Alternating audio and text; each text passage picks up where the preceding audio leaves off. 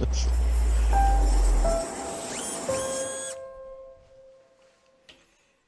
going to be a weekend, Paul. Maybe I maybe mounting a door, maybe well, not. we approach weekends slightly differently. Yeah. I may pass through a door to get to a couch. It is now in your basement that has no feet. That's right.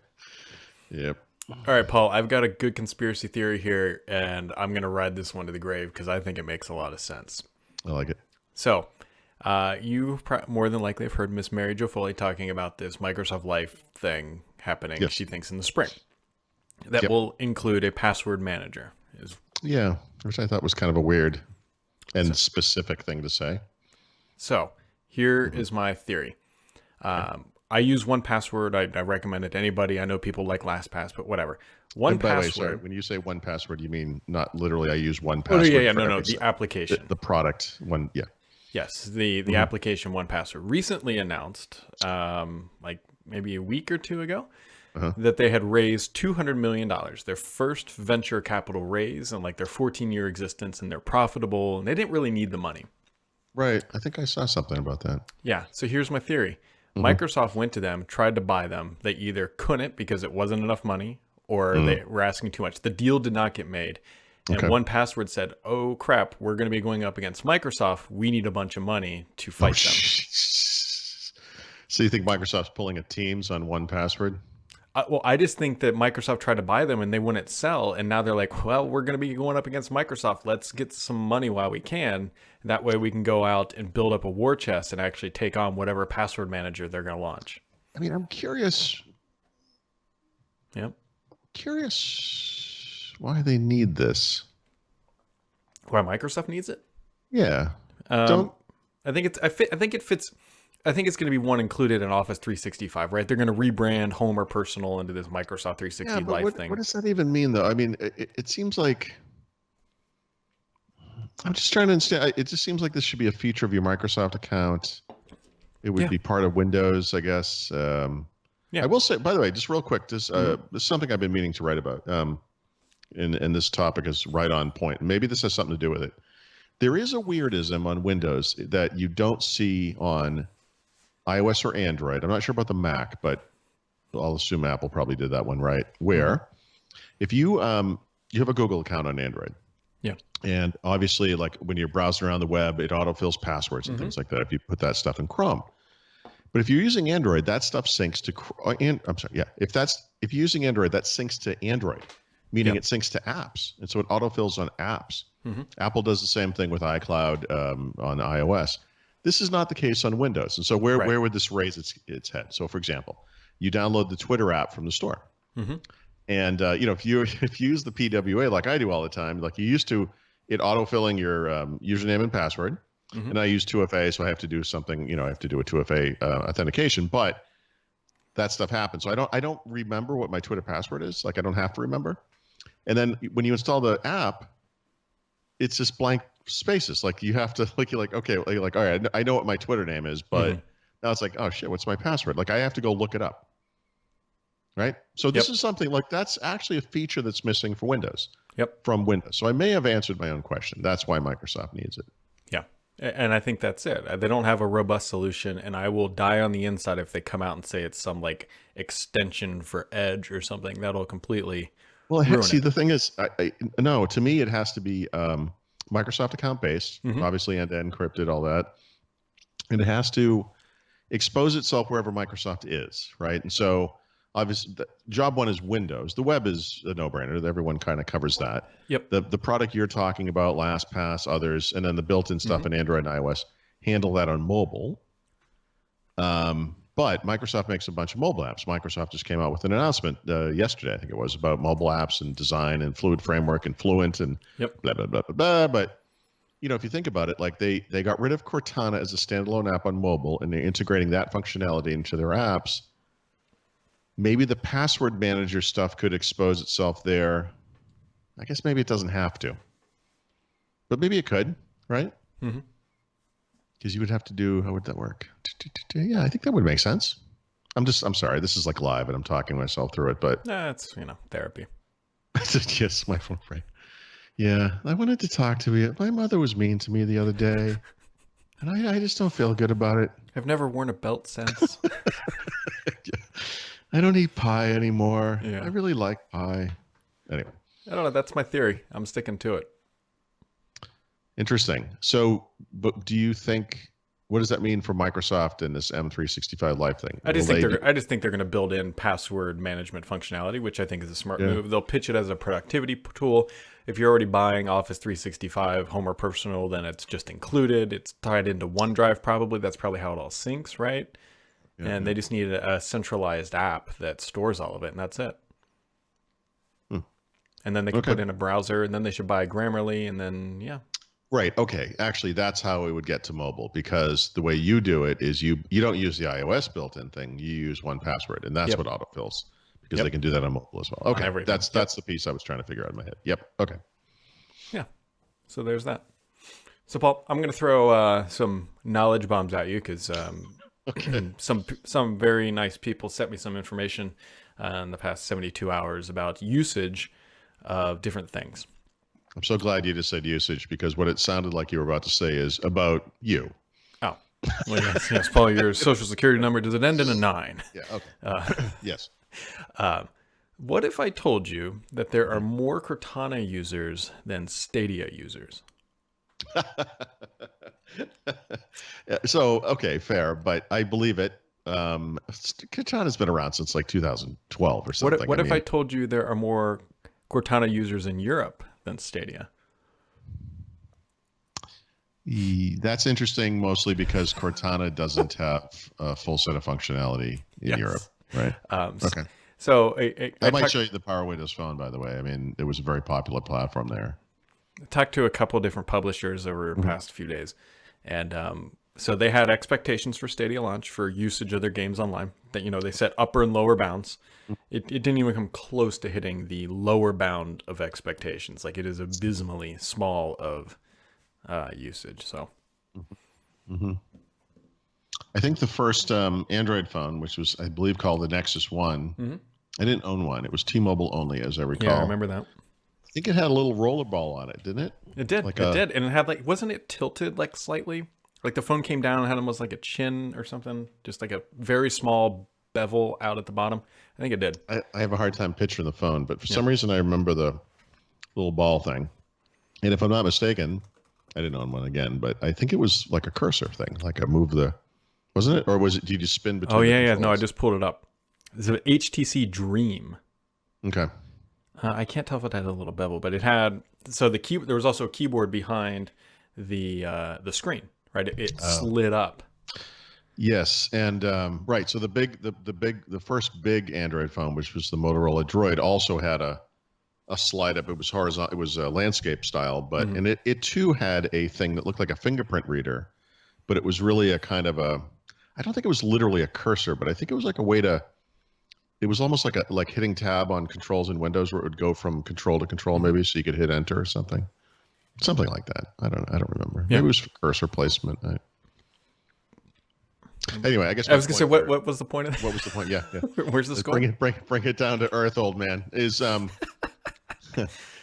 things in the beginning aren't always the way they turn out. That like Android was going to go a certain way, the iPhone happened, Yep. it went a different way. They were kind of riding this physical keyboard thing for a little while. The ball thing and the cursors, whatever those things were, I'm getting those a little bit wrong, I'm sure, but that was a direction that just kind of dropped off the face of the earth. And so Stadia obviously has not gotten off to a great start, but the two outcomes here, well, I guess there are more than two outcomes, but two of the big possible outcomes obviously are abject failure, and they just kind of exit this market quietly sometime in the next 18 months.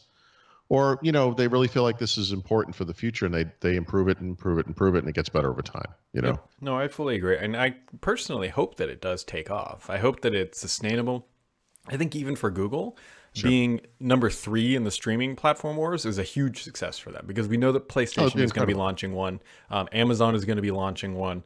EA has one, I believe, already. At least it was in private testing. Obviously, there's the xCloud. And so I hope that they stick around, because as a gamer, it's a good thing. But but my it's problem slow. for them has always been the same, which is just positioning. I mean, we've already stepped through this. I'm not going to go through it again, but I mean, high level Microsoft and Sony have their particular audiences. There's a gigantic audience of very casual gamers who are probably not ever going to be interested in anything like this. Some of the people who are casual gamers might be interested in like what Apple's doing with arcade. And then there's kind of Google, and it's not really clear. They don't have any unique games. I think that's a little overblown, but it's a fact. Whatever. And they don't have that unique, not unique, but that capability to move your games around. Other than from device to device. Like we're in an ecosystem where we grew up on Xbox consoles, and now a bunch of those games are just going to come with us to the xCloud. Like it's really cool. They don't have that advantage, and I'm not. It's like when Microsoft came up with a music service or a TV service, movie and TV service. And it's like, why would you trust them to like keep this thing around? Like you're kind of taking a chance here. So I don't know. Yeah. Maybe Microsoft's password manager goes the way of Groove, and who knows? Right. Yeah. No, but actually, well, like I said, because of the reason I cited, I mean, there is a hole in the ecosystem if you're on Windows, and there it's the absolutely apps. is. Yeah. So, and it's weird because this is a long time ago, but way back, probably Windows Vista, but certainly Windows 7, there was an ability to associate your Microsoft account with your login account at the time. You just only had a local account, and it was through the control panel. And there was this notion they were going to have like Passport, and Passport was going to be a way to do multi-site sign-in, pass-through sign-in. This type of functionality, I feel like it's kind of been in the works for a long time. But my God, it's 2019. We're talking 12 to 15 years ago, Yep. It's a weird missing piece. Yeah. So we will see. Maybe in the spring with the Surface Book 3, and that's when the Surface earbuds will launch. And what? Yeah. You think those are tied to Microsoft? Okay, maybe. Well, I think that I don't want to have official confirmation yet, but I think they'll probably have a spring event that would potentially talk about that Life product. Okay. The Surface Book 3 we know is coming. It's on the horizon. Gotcha. Yep. So, yeah. Okay. That's where I'd place my chips down on the blackjack table. Well, I'm glad you mentioned this, because when I read Mary Jo's piece, and she had mentioned this on Windows Weekly as well, I was like, password manager. What on earth could that be for? But actually, I've been complaining about this for a while. Like it solves a problem I've been complaining about. They're great. So. I highly recommend. No, I don't mean that they're not great. I mean, I was like, how could this be a feature of this thing? I assume, the way password managers work, that the way Microsoft will do theirs, whatever it is there'll be some free version, and then you get premium features if you pay for Office 365. They can't come out with a password manager that's only paid. That would really limit its availability and usage. Yep. So here's a fun little thing that I've been dealing with. Sort of. It's resolved itself because I found this out over the weekend, or last week. So we got a new furnace and all that stuff installed, and I have a TV right here, and this is where I'm currently playing Xbox in my basement while the rest of it's being finished. It'll eventually move, blah, blah, blah. But there had been a weird smell in this specific area.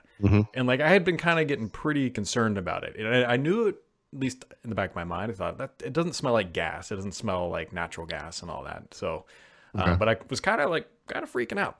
So I bought a gasometer. I think it's called a gasometer, whatever. And it sniffs the air, and it came back with nothing, whatever. And then I actually stuck it. Said who farted? Yeah, pretty much. So I'm like, does this thing even work? So I stuck it on the top of my gas water heater, and it blew up through when the exhaust was going out, where it's supposed to, because there's a vent, and I stuck it in the vent. And it's like, oh, this is combustible gas, whatever, blah blah blah.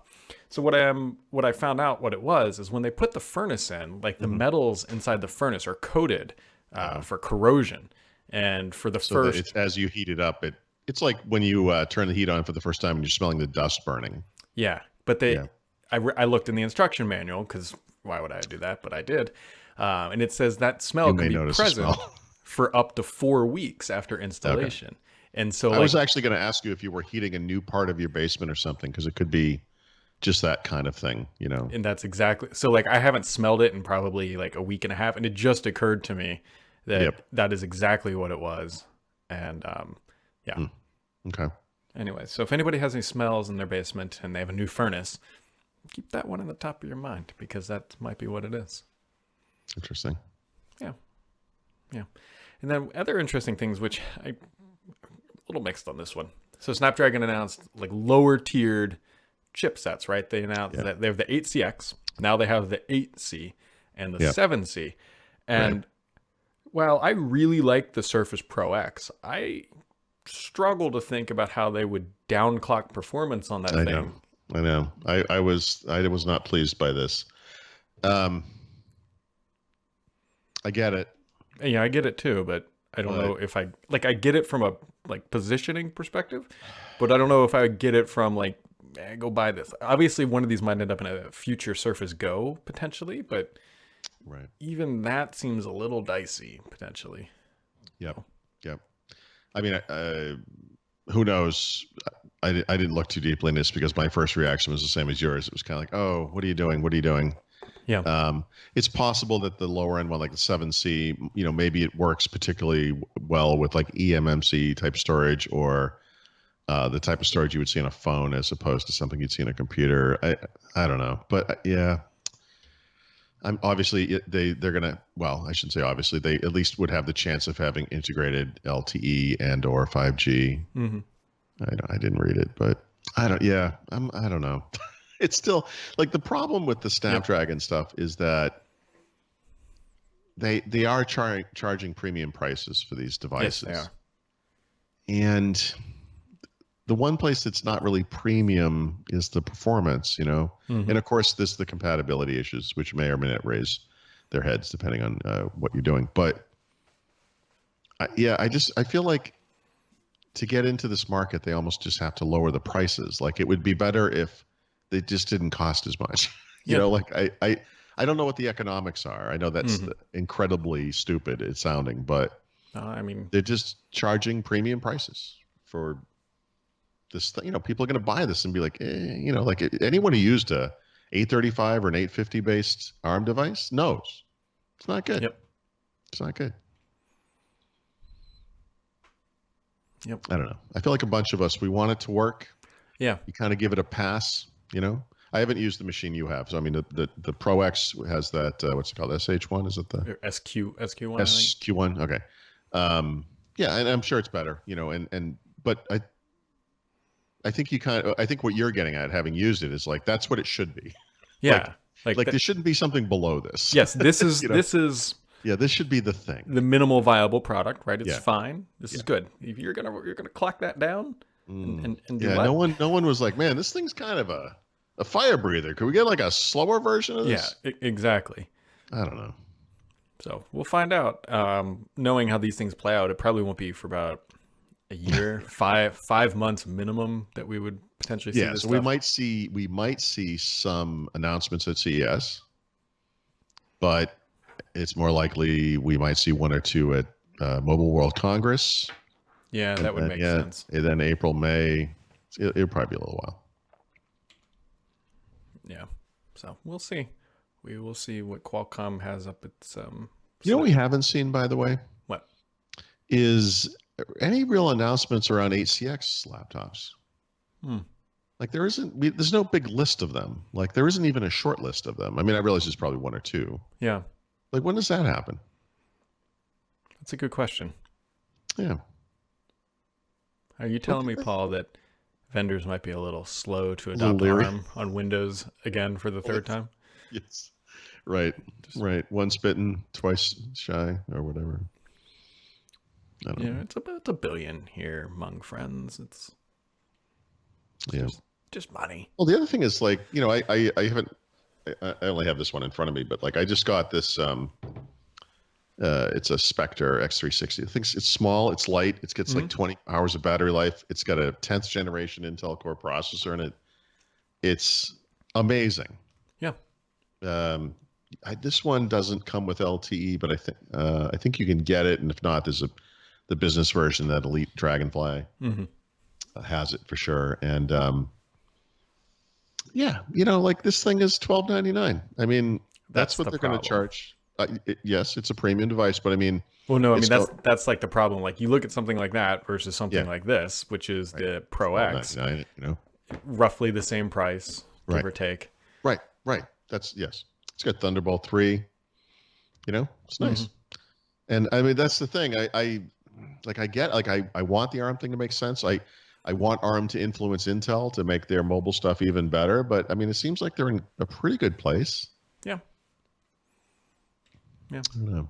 We'll find out. We'll find out with CES is about a month away. I can't wait enjoying that one virtually. Yeah, don't worry, we still have to go to Vegas sometime in the spring. Yeah, when is that? May. It's like usually like 2 weeks before build or something. Good. Or after build. I think it's after build. Okay. So that'll be fun. Yeah, something like that. Something like that. You got anything else for today, Paul? I just wanted to mention that the Windows 10 field guide has gone live for people who are premium customers. Have you gotten any customer support questions about it so far? Only one, but considering how many thousands of things are out there, so far that is like zero, effectively. Okay. Oh yeah, I was a little nervous about that, but that's good. The one thing I did, if you didn't see it in the post, I decided I was sort of thinking about this. It's like I originally was going to move on to a new edition of the book after this version, but I was like, I just gave it away to premium people, and they're not going to get any updates. So I'm going to update it for 2020. Like I'll update it all of next year as well, and then we'll figure out what happens after that. That's nice because I like to procrastinate. And the other small thing, just is like this, it's kind of random. I'm working on this Notepad clone thing, as you know, for the Windows Form Visual Basic project, and I'm within 5 or 6 commands of being done with the whole thing. But the 5 or 6 that are left are really hard, hard. And I actually think I'm going to be able to do it. Like I can kind of see it happening. But I was sitting here and I'm looking over at my bookshelf, and I have on the top shelf all these books I had bought for the programming Windows series that I'd done over the summer. And it's all these like ancient Windows 3.1, Windows 95, whatever, Inside Windows NT first edition.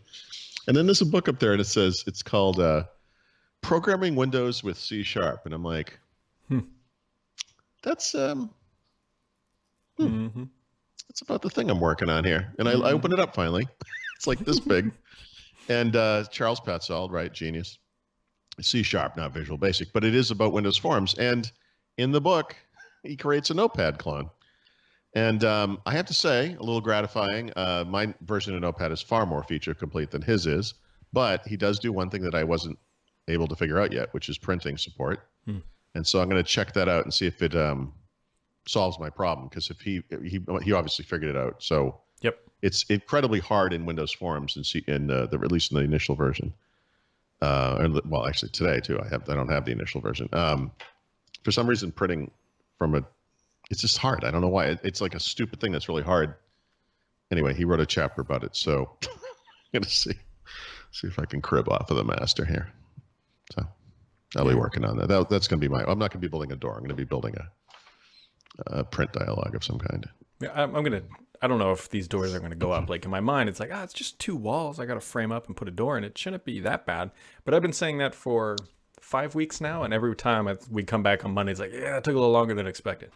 So if you get the wall part of it up, I mean, seems like a logical. Oh, that's the easy part. The hard part.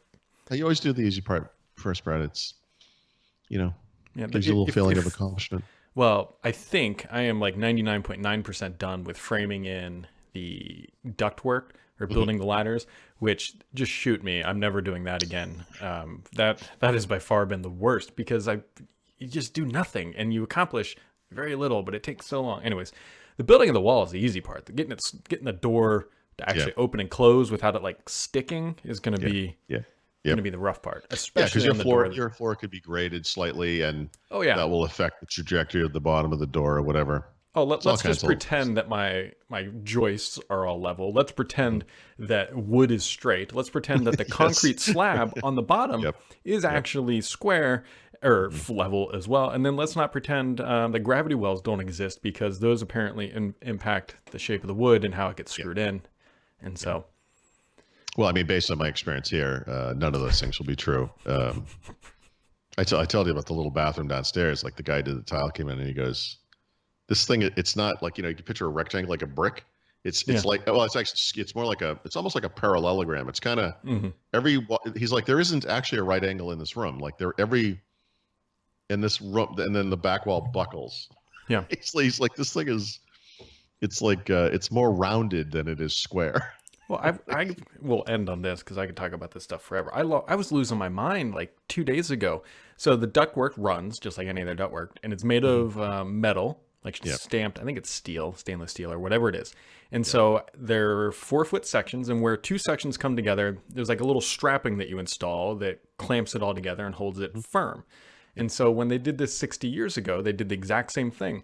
But when I was looking at my wood running under it, because it's about 3/4 of an inch down below the bottom of the duct, so I have enough room to attach a drywall, and it's whatever. But like looking at it, I'm like, there's no way that wood is level. And I go and measure it, and it's level. And I'm like, something is off here. Something's not right. Well, if that's level, that means something else isn't level, right. Basically, right? Like, so what the problem was is once you get like to the middle of that 4-foot section run, the stainless steel doesn't have the rigidity, so it kind of just bows out a little bit, and you can like push it, just like, you know what I mean? Like it kind of, it's not like loose or anything, but it's just the this rigid is the points natural are, passage of time. It's kind of sagged a little bit or whatever, and I don't even know if sagging is the right term. I mean, just imagine that the 2 ends are really tight, in the middle it just kind of it's got a little more loose. Flex, and that flex is about 1/16 of an inch. But when you're standing and looking at it, you're like, that is not level. None of this is. And you just lose your mind. So anyways, when I die an early death, just make sure that the coffin they put me in is just oblong, so I don't have to worry about it from the grave that this coffin isn't square. Right, it'll be a rounded rectangle, so we can hear you screaming from hell.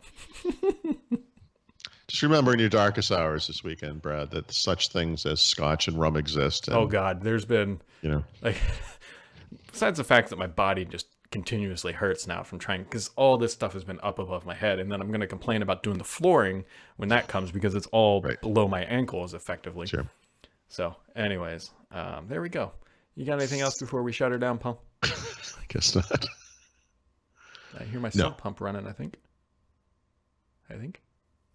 Yes, it did. That makes me happy because that means it's working. Yay. So, all right, folks. So that wraps it up for today. We will be back on Monday with hopefully 2 framed up walls with doors installed, but I'm not holding my breath, and you shouldn't either.